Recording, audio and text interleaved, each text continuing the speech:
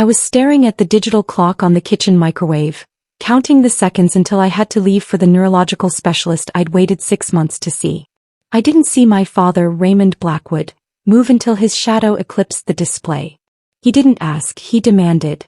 My sister Lauren had a hair appointment across town and she didn't like the afternoon traffic.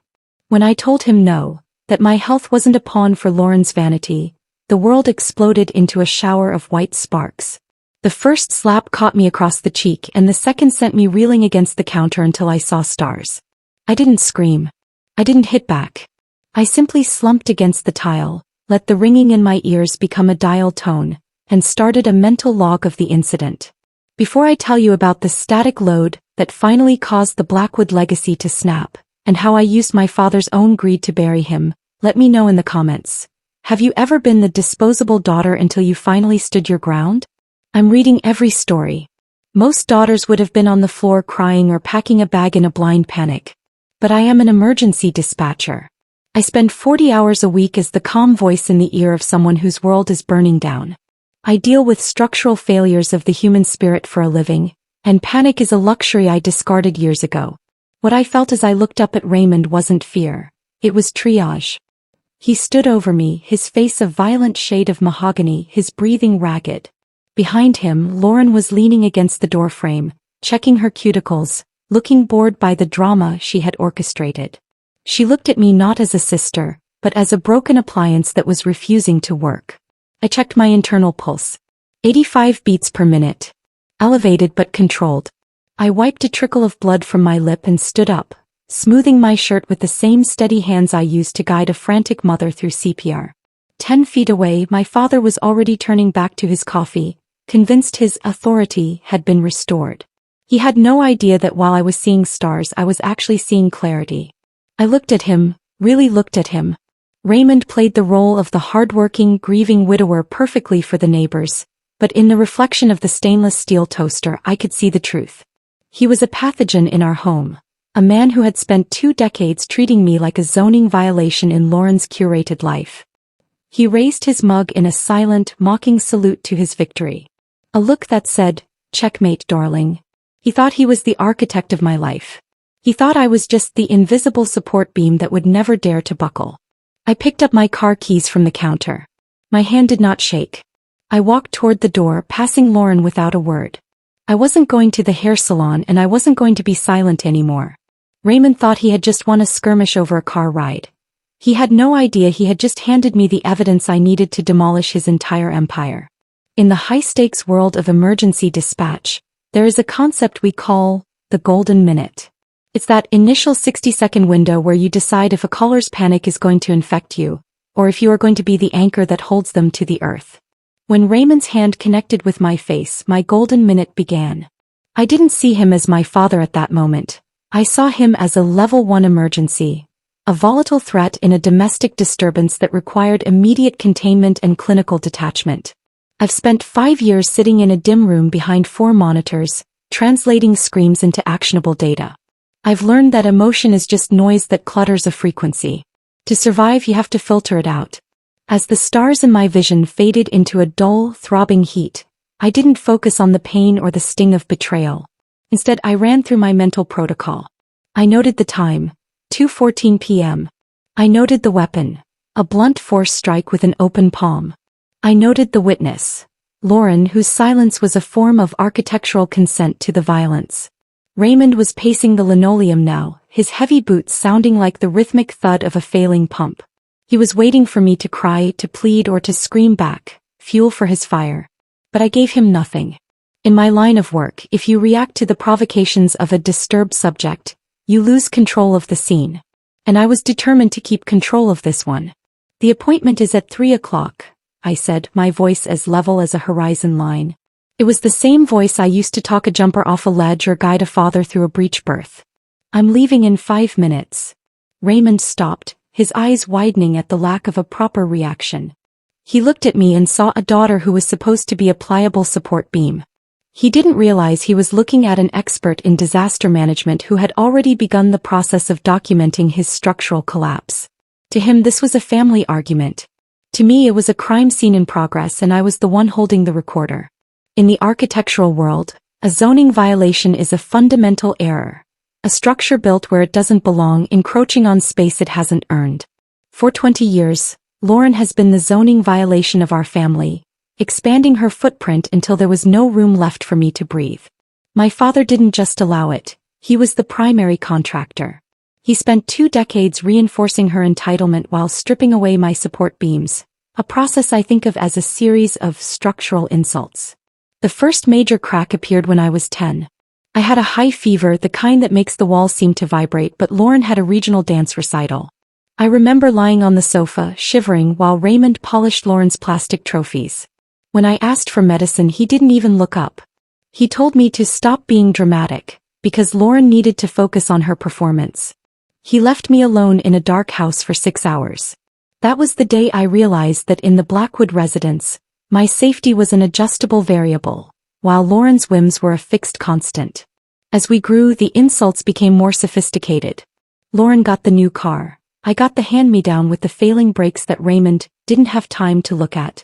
Lauren got out-of-state university tuition.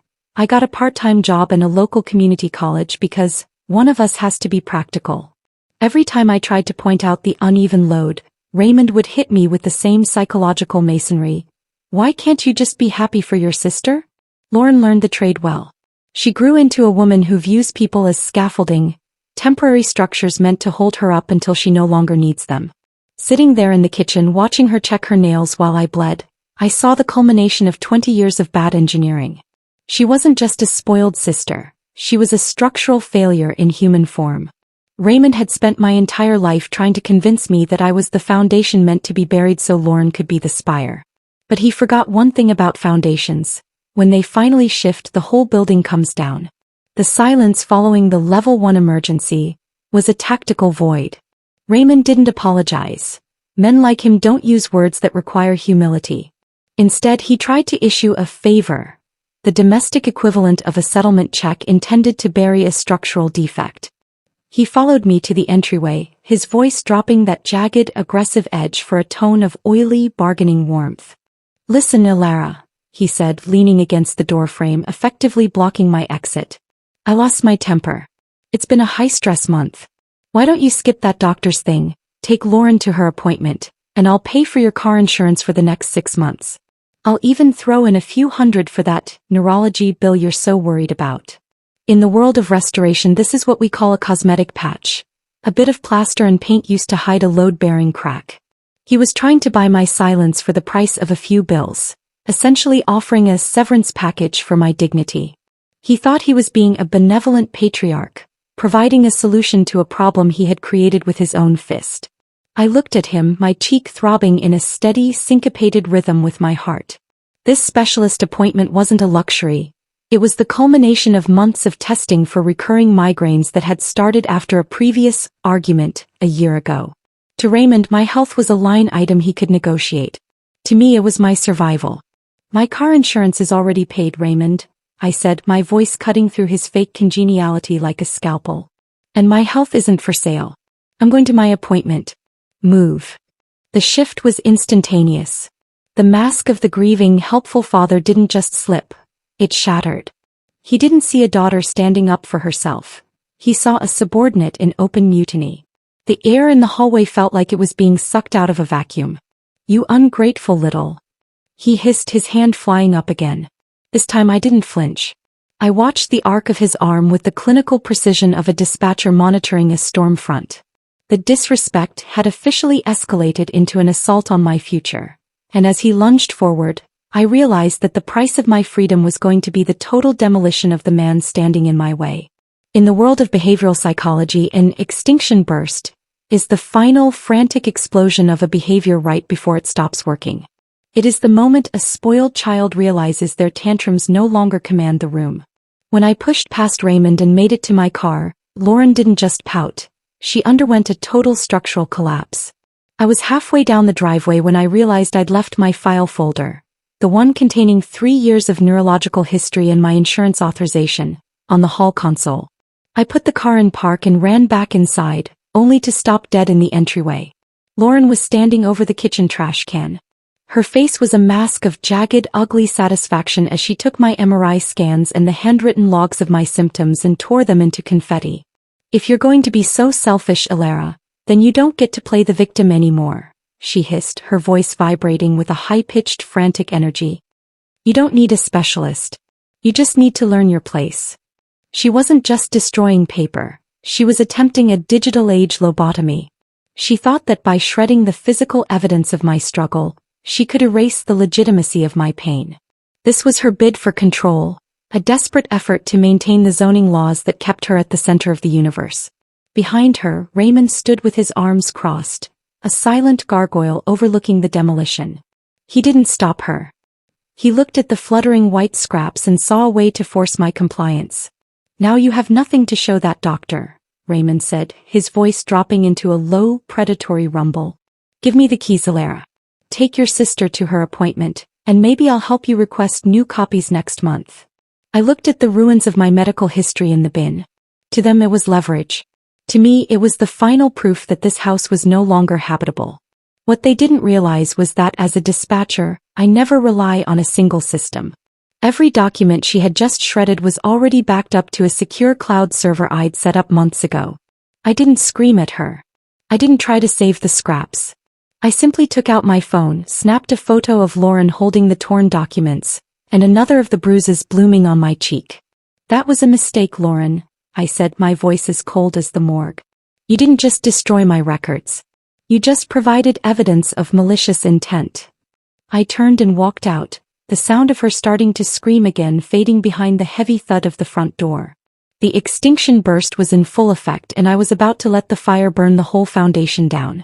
A week after the extinction burst, the house was unsettlingly quiet, a false calm that felt like the eye of a hurricane. Raymond called for a family dinner, claiming it was time to move past our recent misunderstandings. He set the table with the good china, a transparent attempt at a structural patch. He didn't know that as an emergency dispatcher, I'm trained to listen for the subtle shifts in tone that precede a total collapse. Before I sat down, I reached into my pocket and activated the recording app on my phone, placing it face down on the sideboard, camouflaged by a stack of mail. "I think we all learned a lesson last week," Raymond began, his voice dropping into that rehearsed, paternal resonance he used when he wanted something. He poured 3 glasses of expensive red wine, a luxury I knew we couldn't afford. "Alara, you've always been the reliable one. The backbone. We were just stressed. But seeing how you've stayed, how you've kept things moving, it shows your true loyalty to the Blackwood name." He raised his glass, the light from the chandelier catching the deep red liquid. "To Alara. For understanding that family secrets stay within these walls, and for realizing that her sister's future is a win for all of us." Beside him, Lauren smiled, a jagged, triumphant expression. She thought her victory in the kitchen had been absolute. She didn't realize she was currently being archived. "It's good that you didn't go through with those silly reports," Lauren added, her tone dripping with a condescending sweetness. "Dad was worried for a second that you'd actually try to ruin things over a little slap and some old papers. But you're smarter than that, aren't you?" I didn't drink. I watched them over the rim of my water glass, my pulse a steady rhythmic 80 beats per minute. Raymond nodded, emboldened by my silence. "Exactly. We're going to use that trust fund money to get Lauren into that finishing school in Europe. It's what your mother would have wanted, investing in our best asset." The confession was perfect. He had just admitted to the assault, the intimidation, and the misappropriation of our mother's trust on a high-fidelity digital file. They thought they were celebrating my submission. They had no idea they were providing the narrated soundtrack to their own structural collapse. The facade of a perfect father is much like a load-bearing wall made of rotted timber. It looks solid until you apply the right amount of pressure. For Raymond, that pressure came 2 nights later during a visit from Uncle Marcus, his oldest friend and a retired police captain. Raymond was in the middle of a grand performance, leaning back in his recliner and detailing his sacrifices for his daughters, when I made my move. I didn't raise my voice. I didn't cry. I simply walked into the living room and placed a printout on the coffee table. The invoice from the neurologist Lauren had shredded, alongside a photo of the Stars and Stripes bruise still cooling on my cheek. "I won't be taking Lauren to the airport next week, Raymond," I said, my voice steady, the clinical tone of a dispatcher delivering a sit rep. I have a follow-up appointment for the concussion you gave me. The shift in the room was instantaneous. Marcus leaned forward, his professional instincts sharpening as he looked from the photo to my face. The static load of the secret had been transferred, and Raymond's internal structure couldn't handle the weight of being seen. The explosion was visceral. Raymond didn't try to deny it. His ego was too bruised by the challenge to his authority. He surged out of his chair, his face turning a dark, dangerous mahogany. He forgot Marcus was there. He forgot the neighbors. He forgot the decades he'd spent building his reputation. "You ungrateful little snitch," he roared, swiping the lamp off the end table as he lunged toward me. "I am the head of this house. I gave you everything, and you tried to embarrass me in my own home." He was halfway across the room when Marcus stood up, his hand out in a hard stop gesture. But the damage was done. The perfect father had been replaced by a snarling, violent stranger. Lauren stood in the doorway, her mouth open, finally realizing that the zoning laws protecting her world had just been declared null and void. The structural collapse wasn't a slow crumble. It was a total, deafening wreck. I watched Raymond's rage with an 80 beat per minute pulse, knowing that the stars he'd made me see were finally shining a light on his coffin. In the world of forensic accounting, money has a way of leaving footprints even when the person walking tries to sweep the path clean. While Marcus kept my father contained in the living room, his perfect father persona currently lying in jagged pieces on the floor, I retreated to the study. I didn't need a sledgehammer to break into his desk. I had the clinical patience of a dispatcher who knows exactly where the emergency exit is located. I had already spent weeks tracking the static load of our family finances, and tonight I finally found the smoking gun. Hidden inside a digital folder disguised as home repairs, on the family's shared cloud drive were the PDF statements for my mother's estate. It was a masterpiece of structural fraud. My mother had left a trust specifically zoned for my medical care and graduate studies, a fund intended to be the foundation of my independence. Instead, Raymond had used it as a private reservoir to irrigate Lauren's delusions of grandeur. The footprints were undeniable. $5,000 for Lauren's influencer retreat in Bali. $12,000 for a designer wardrobe to boost her confidence. Each withdrawal corresponded to a month where I had been told the market was down, or that I needed to chip in more for the mortgage. The most recent transaction, dated the day of my specialist appointment, was a $3,000 transfer to a high-end salon. The very appointment he had slapped me for refusing to facilitate was being funded by the money meant to pay for my brain scan. I stood there, the blue light of the monitor reflecting in my eyes, feeling my pulse settle into a rhythmic, icy calm. This wasn't just a family disagreement, or a lapse in judgment. This was a systematic demolition of my future. Raymond hadn't just been a bully. He had been a thief, stripping the copper from the walls of my life to gild Lauren's cage. I didn't confront him with the screen. I simply hit print, and watched as the clinical black and white proof of his betrayal slid out of the machine. These pages were the final structural report on the Blackwood name. The foundation wasn't just cracked, it was hollow. And now I had the evidence to ensure it was condemned for good. In medicine, a surgical amputation is never the first choice. It is the final necessary act to stop the rot from claiming the rest of the body. As I walked back into the living room, I felt that same cold, clinical resolve. The printouts in my hand were the scalpel. My father was still shouting, his voice a jagged saw blade of entitlement, while Marcus stood like a stone pillar, watching the man he thought he knew dissolve into a mess of uncontrolled aggression.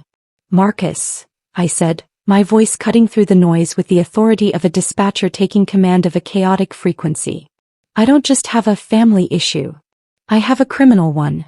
I handed him the stack of papers. I watched his eyes scan the forensic trail, the systematic draining of the trust, the luxury transfers, and the dates that lined up perfectly with my unpaid medical bills. Then I pulled out my phone and played the recording from the dinner. Raymond's own voice filled the room, boasting about my loyalty, and his plans to use the stolen funds for Lauren's European finishing school. The silence that followed was heavy, a static load, that Raymond finally realized he couldn't survive. His face went from mahogany to a sickly, translucent white. He looked at me, and for the first time in 20 years he didn't see a support beam he could kick. He saw the person holding his arrest warrant. "Alara, don't do this," he whispered, his voice cracking. "It's your family. You'll destroy the Blackwood name. You already destroyed it, Raymond, I replied, my pulses steady, unwavering 80 beats per minute. I'm just the one documenting the wreckage. I looked at Marcus and gave the nod, the same signal I give when a scene is secure for the arrival of the authorities. I wasn't just choosing a legal outcome. I was choosing myself over a toxic origin that had spent decades trying to erase me. As the blue and red lights began to pulse against the living room curtains, I felt the final stitch pull tight. The amputation was complete. The weight was gone. 1 year later, the air smells of salt and cedar instead of the sterile tension of my father's house. I'm sitting on the deck of a small fixer-upper 3 states away, watching the sun dip below a horizon that doesn't feel like a cage. My health is no longer a zoning violation. After 3 surgeries and a year of dedicated care funded by the restitution from the trust, the neurological static has finally cleared. I am healthy, I am whole, and most importantly, I am quiet. Back in my old life, the structural report was final. Raymond is currently navigating the slow, grinding machinery of the justice system, facing multiple counts of wire fraud and embezzlement. Lauren's golden future evaporated the moment the accounts were frozen. Last I heard, she was working a retail job she despises, finally learning the weight of the afternoon traffic she once refused to drive in. They are echoes now, ghosts haunting a condemned building I no longer inhabit. I spend my afternoons practicing kintsugi, the Japanese art of repairing broken pottery with lacquer mixed with powdered gold.